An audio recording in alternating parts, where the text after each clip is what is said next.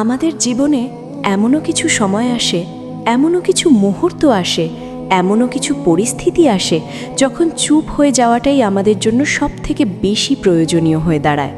সবসময় কথা বললেই শক্তিশালী হওয়া যায় না, সবসময় নিজের যুক্তি প্রমাণ করলেই জয় আসে না। কিছু কিছু সময় নীরব থাকাটাই সবচেয়ে বুদ্ধিমান সিদ্ধান্ত, কারণ নীরবতা এমন একটা জিনিস যেটা অনেক বড় ক্ষতি থেকে আমাদের বাঁচিয়ে দেয়। আজ আমি এমন 10টা পরিস্থিতির কথা বলবো যেখানে তুমি যদি চুপ থাকতে শেখো তাহলে তুমি অনেক অপ্রয়োজনীয় যুদ্ধ থেকে নিজেকে বাঁচাতে পারবে। আর যদি এই কথাগুলো মন দিয়ে শোনো তাহলে নিজের জীবনকেও নতুন করে ভাবতে শুরু করবে। নাম্বার 1, যখন তোমার ভেতরে অসম্ভব রাগ জমে ওঠে, যখন মনে হয় আর সহ্য হচ্ছে না, তখনই নিজেকে থামাও। কারণ রাগ এমন একটা আগুন যেটা জ্বলে উঠলে সে ভালো খারাপ কিচ্ছু দেখে না। রাগের মাথায় মানুষ এমন কথা বলে ফেলে যেগুলো পরে আর ফিরিয়ে নেওয়া যায় না।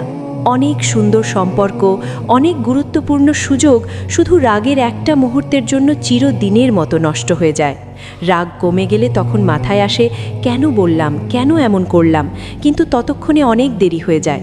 মানুষ হয়তো ক্ষমা করে দেয়, কিন্তু তোমার কথাগুলো তার মনে থেকে যায়, আর সেখান থেকেই তোমার জন্য একটা নেগেটিভ ধারণা তৈরি হয়। তাই যখন মনে হবে রাগ নিয়ন্ত্রণের বাইরে চলে যাচ্ছে, তখন চুপ থাকো, কিচ্ছু বলো না।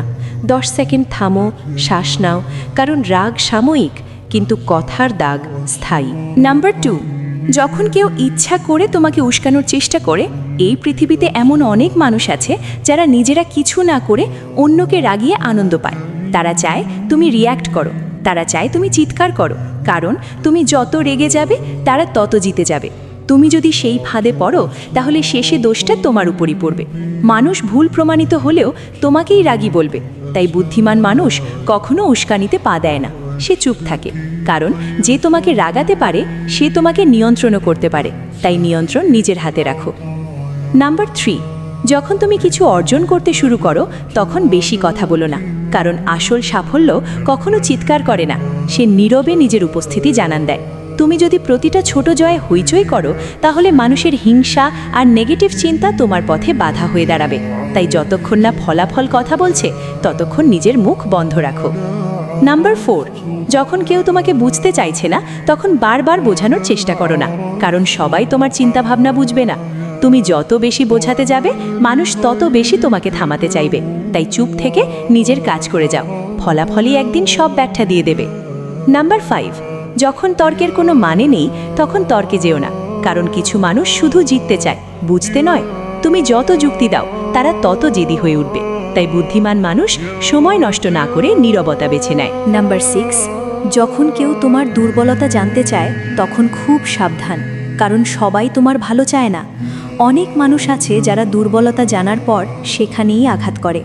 তাই নিজের কষ্ট, নিজের দুর্বলতা যতটা সম্ভব গোপন রাখো। নাম্বার 7, যখন নিজের ওপর পূর্ণ বিশ্বাস থাকে তখন কাউকে বোঝানোর দরকার নেই।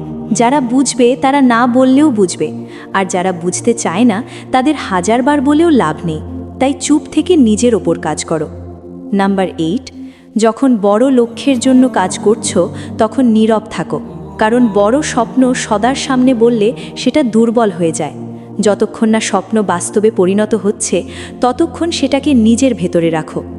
নাম্বার 9, যখন মানুষ তোমার নিন্দা করে তখন মনে রেখো তুমি কিছু একটা ঠিক করছো, কারণ গুরুত্বহীন মানুষদের নিয়ে কেউ কথা বলে না। তুমি যত এগোবে নিন্দুক তত বাড়বে। তাই চুপ থেকে নিজের পথে হাঁটো। আর সবশেষে সবচেয়ে গুরুত্বপূর্ণ, যখন সময় তোমার বিপক্ষে যায়, যখন সব কিছু ভেঙে পড়ছে বলে মনে হয়, তখনও চুপ থাকো, কারণ সবচেয়ে অন্ধকার সময়টাই সূর্য ওঠার ঠিক আগে আসে। ধৈর্য ধরে নিজের কাজে লেগে থাকো। সময় বদলাতে বাধ্য, আজ না হলে কাল তোমার দিন আসবেই, আর তখন তোমার নীরব পরিশ্রমই হবে তোমার সবচেয়ে বড় জবাব।